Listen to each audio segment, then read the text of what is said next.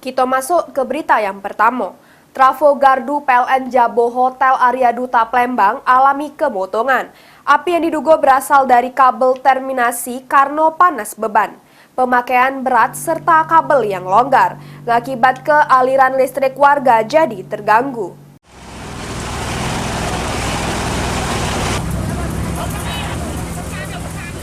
Api mengamuk di trafo gardu PLN yang berada di Jabo Hotel Arya Duta, Jalan POM 9, Kelurahan Lorok, Pakjo, Kecamatan Ilir Barat 1, pada Sabtu awan sekira jam 2:15 menit.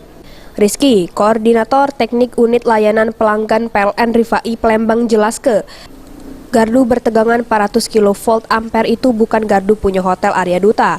Namun untuk melari ke listrik di permukiman warga sekitar, dengan kejadian tersebut, pihaknya langsung ke TKP untuk recovery masalah yang terjadi.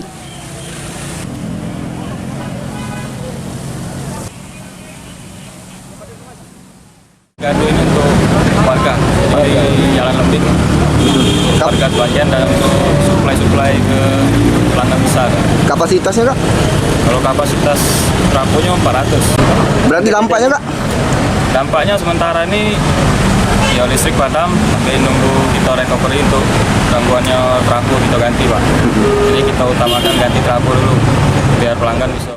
Sementara, Kanit Reskrim Polsek Ilir Barat 1 ngatoke terjadi ledakan sebelum akhirnya keluar api dari gardu tersebut. Sebanyak 2 unit mobil damkar sama 9 apar hotel dikerahkan untuk jinaka api yang diduga berasal dari kabel terminasi karena panas beban, pemakaian berat serta kabel yang longgar. Ada ledakan di dalam gardu yang merupakan trafo. Isinya ada trafo. Setelah kita cek memang benar, terus datang 2 unit mobil PBK dan berhasil dipadamkan berikut dengan apar dari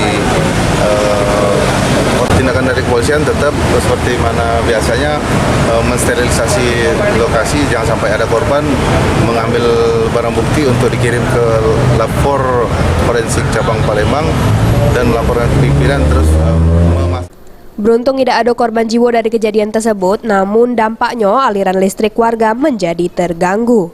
Mulyadi, PAL TV.